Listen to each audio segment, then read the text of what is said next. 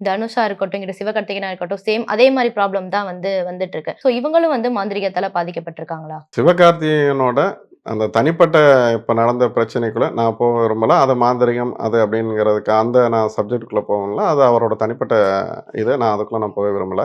ஆனா சிவகார்த்திகேயன பொறுத்தவரைக்கும், அவர் மாந்திரீகத்தால முழுக்க முழுக்க பாதிக்கப்பட்டிருக்கார். என்ன காரணம் அப்படின்னாக்கா, அவர் போட்டி, சக போட்டியாளர், அப்புறம் ஒரு சில சதி வலையில அவர் சிக்கியிருக்காரு. மாந்திரீகம் அவர் மெயினா அவர் மாந்திரீகம் சதி வலையில சிக்கியிருக்காரு. அந்த இதுதான் இப்ப தொடர்ந்து நடந்துட்டு இருக்கு.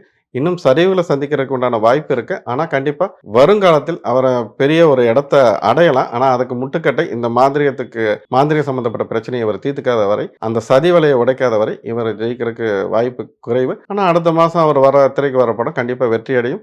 இவர் ஒரு நல்ல வளர்ச்சி அடையறக்கு வாய்ப்புகள் நிறைய இருக்கு. கொஞ்சம் சக போட்டியாளர்களிடம் கவனமா இருக்கிறது அவரோட வாழ்க்கைக்கு நல்லதா இருக்கும்.